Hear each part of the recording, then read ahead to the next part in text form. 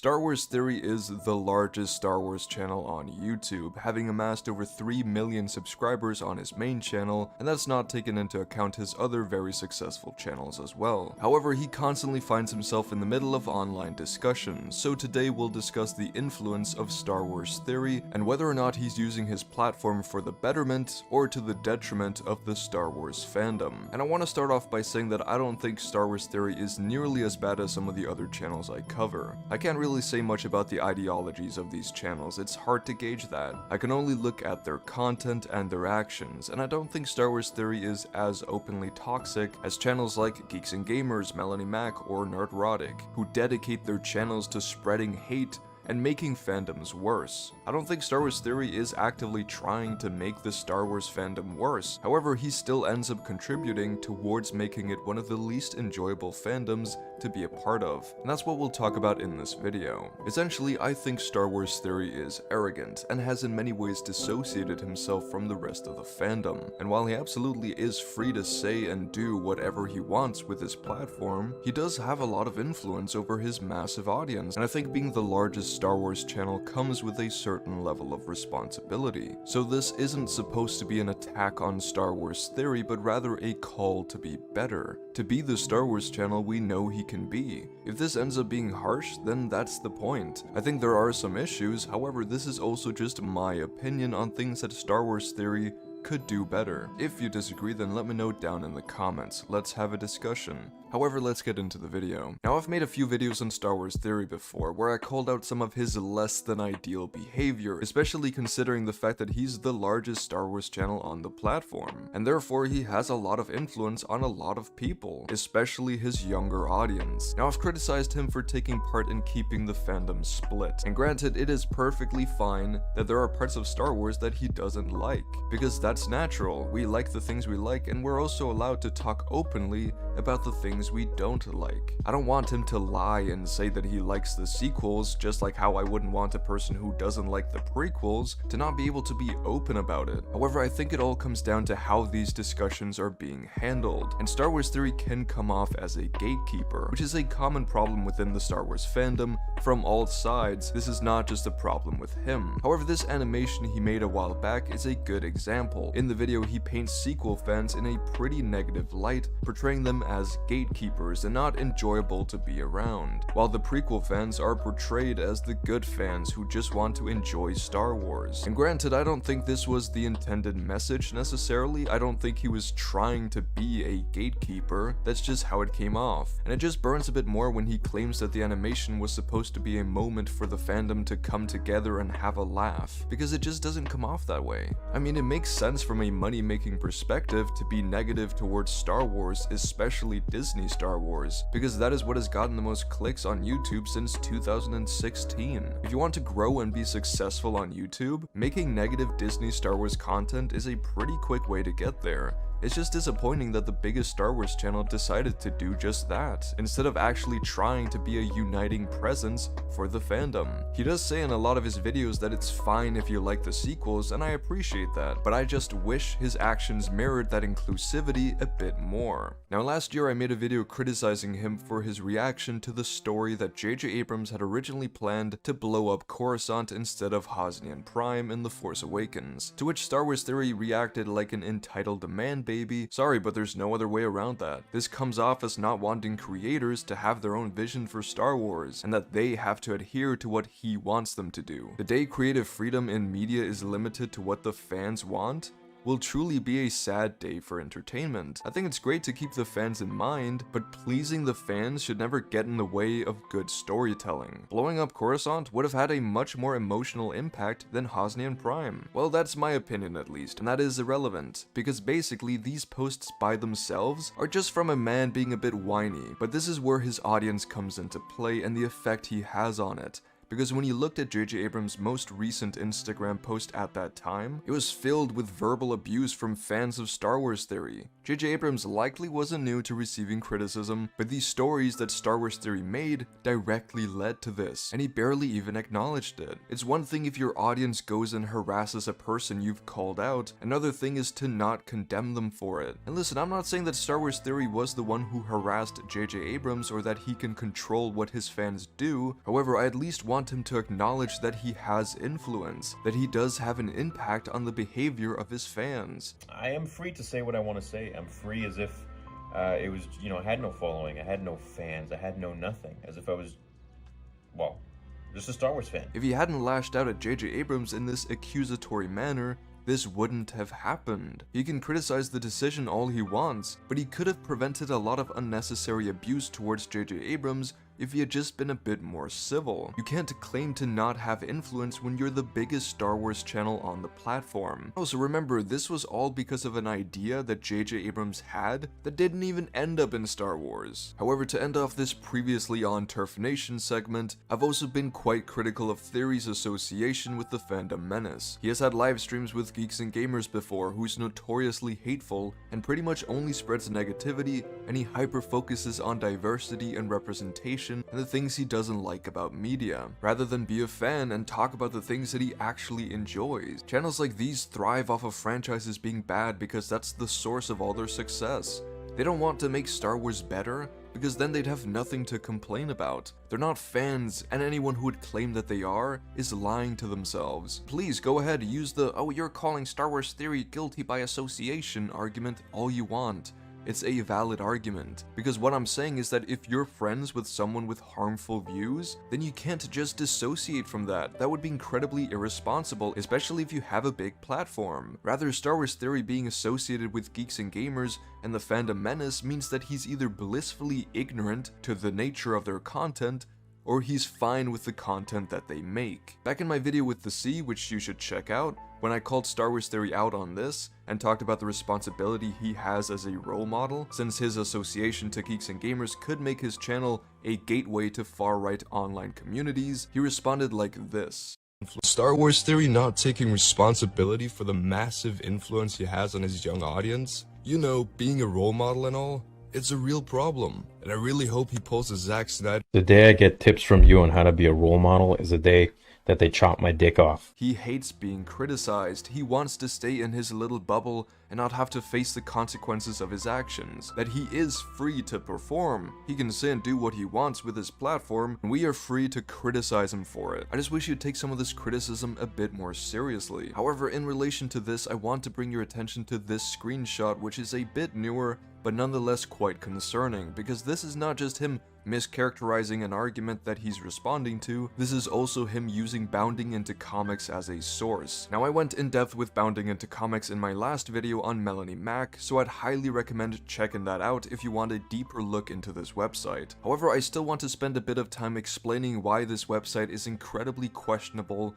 to use as a news source. Despite the name and the About section, Bounding Into Comics is not just your regular old news source on nerdy things. It's a highly political website that uses a nerdy veneer to mask far-right politics that are rooted in Christianity and Catholicism. Most of the articles you find on here try to push far-right messages such as labeling transgender people and anyone who defends their rights to identify as their chosen gender as child mutilators. And instead of citing credible academic sources where the scientific consensus on the topic is that transgender people are valid, and that social acceptance as well as access to gender-affirming care are the best ways to treat gender dysphoria and increase well-being and happiness for trans people, they instead cite Catholic bishops to explain why being trans is wrong and goes against the will of God. They also continuously lie about and misinterpret box office numbers, as well as using people like Nerdrotic as a source of information, who then uses the article as a news source too, which ultimately creates a loop of misinformation. Journalistic integrity here is completely gone. And even if you don't agree with my politics, you have to acknowledge that this website should never be mistaken for a credible news source. And for Star Wars Theory to use sources like these, at best, shows that he is irresponsible and doesn't care where he gets his information from, as long as it benefits his argument, and at worst, shows that he agrees with the views and rhetoric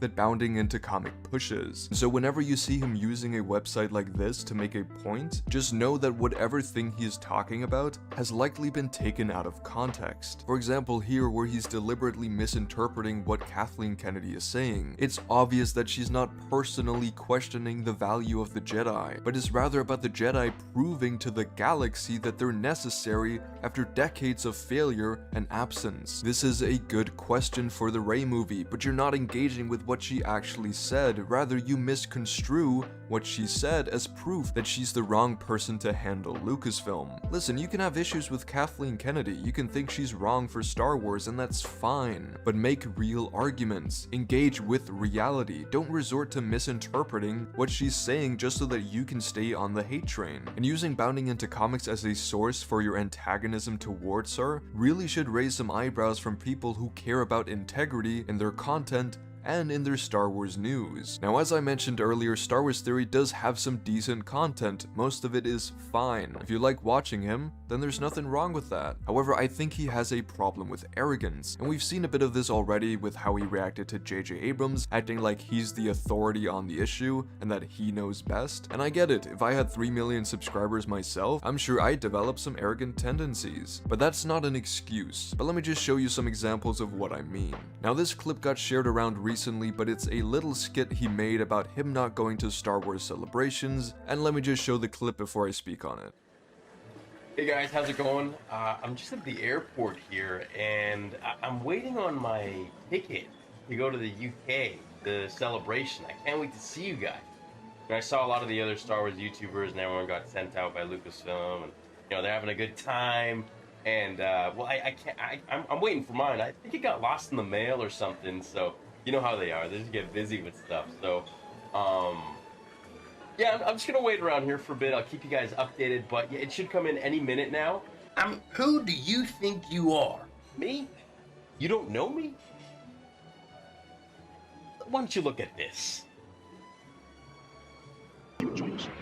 Anakin Skywalker, prequels, George Lucas, Anakin Skywalker, prequels, George, Anakin, Oh my Anakin God. Skywalker, George Skywalker. 3.3 million. That's right.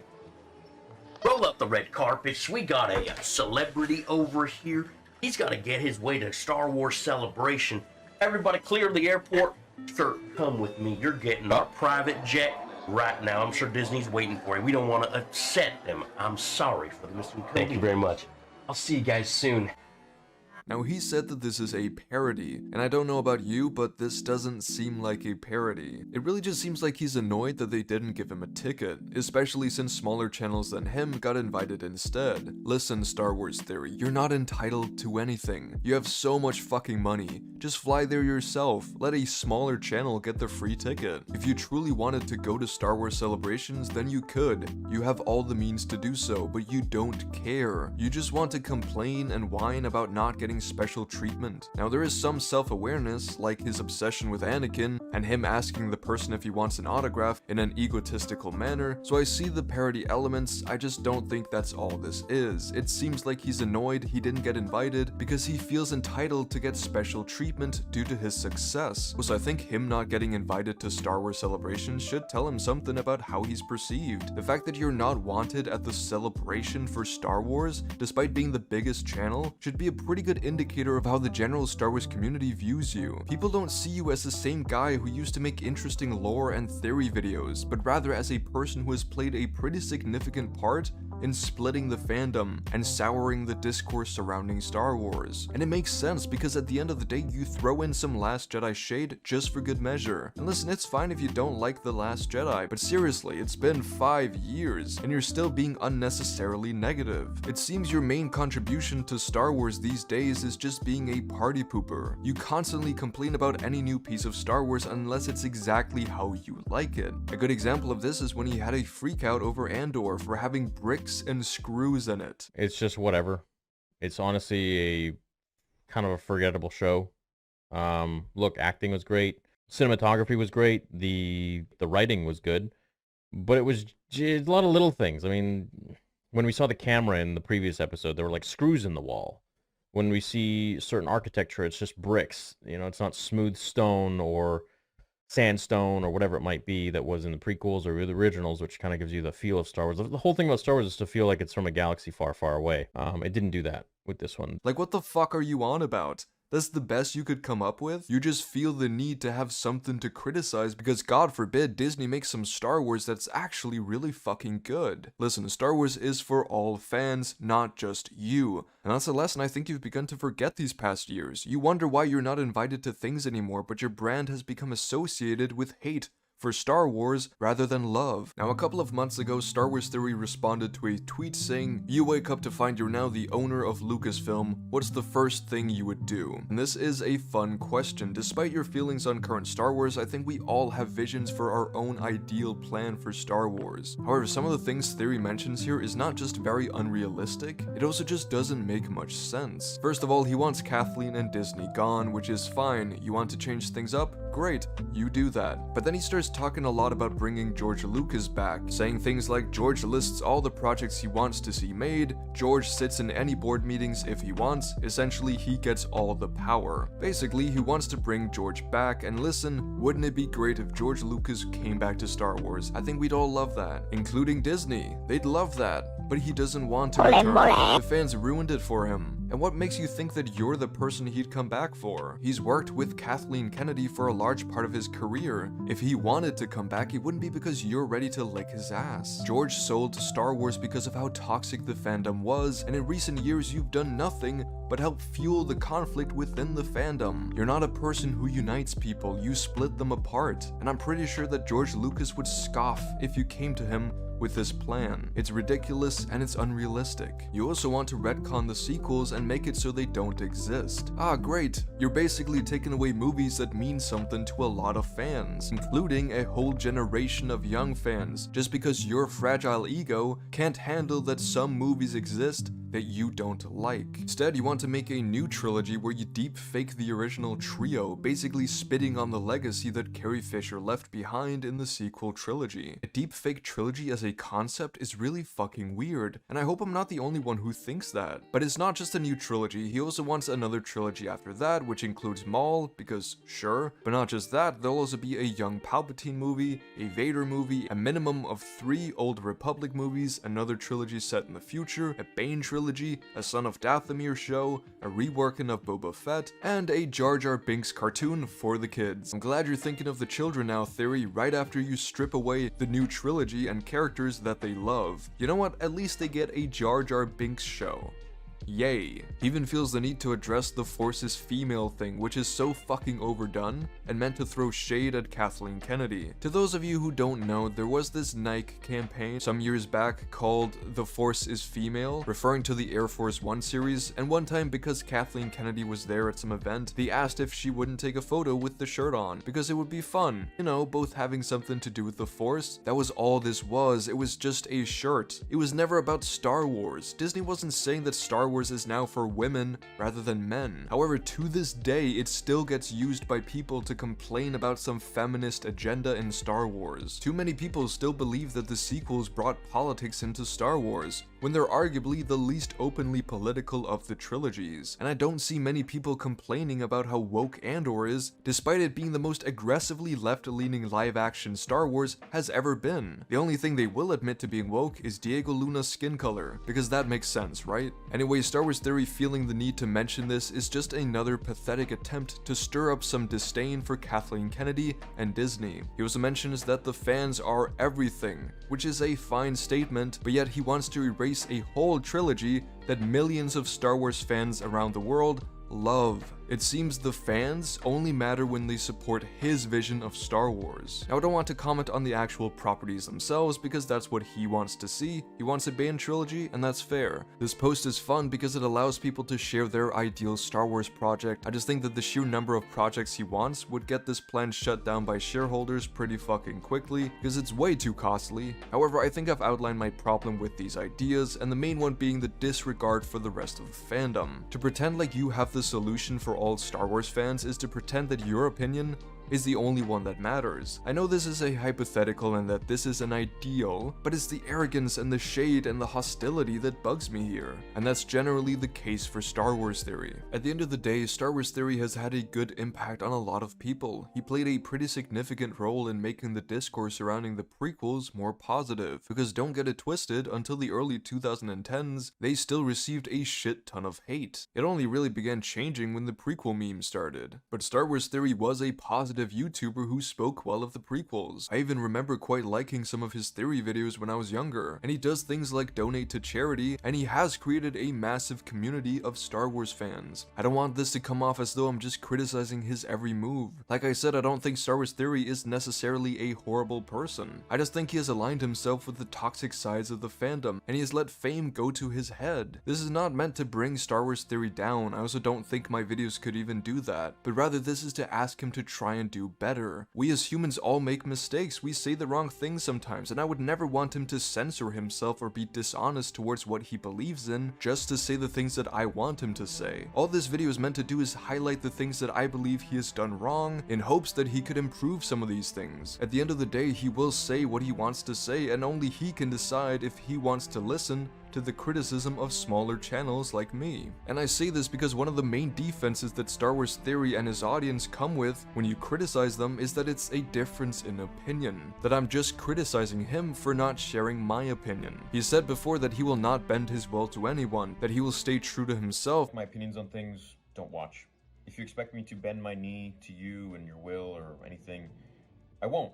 I will always stay true to my opinions and what I think about Star Wars, because having a fan base, if you want to call it that, or a high subscriber count, doesn't take away my voice. And that's all well and good, stay true to what you believe in, but that doesn't mean that people can't still criticize you. Criticism is not the same as us trying to bend you to our will. Yes, this is a difference in opinions, but I don't think all opinions are equally valid, and I don't think anyone does. It's true that I have a different opinion to Star Wars Theory, but I also believe that some of his opinions and actions can cause harm, to varying degrees, and that's what I've outlined in this video. It's now up to Star Wars Theory to decide what he wants to do about it, and no matter what he chooses, that's his own choice. So I have this message to Star Wars Theory: no one is trying to censor you or prevent you from saying what you want. Rather, we're criticizing you for not giving a shit about the effect you have on your massive fan base and the online Star Wars discourse. Whether you want to admit it or not, you have influence. People latch onto what you say and do. We've seen before the effect you can have, and as fans of Star Wars, we want you as the largest channel to take some responsibility. You can't both be arrogant and act like you're the shit,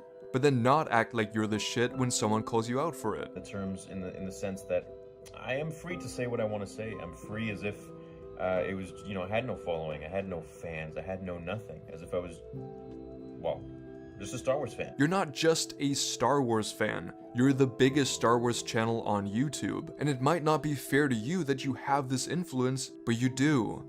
And we're asking you to think about the effect you have on this franchise that we all love, and we hope that you'll listen, because you do have the potential to be a good influence. You've shown that before. You're just not living up to your potential, and it sucks. If you don't want to take responsibility, then don't, but please don't deny the fact that you have influence. I don't incite violence, I don't perpetrate hate, and anyways, let me know down in the comments what you think of Star Wars Theory. Both of you think he's a problem, but also, given that a lot of his fans will likely come here, what do you like about him? I admit, he's not all bad, so I want to learn more about the reasons people have for enjoying his content so much. Hopefully we can have a good debate down in the comments. However, other than that, I want to say thank you to my Patreons, which includes Ben Joseph and Nicholas, but for now, have a wonderful day and peace out.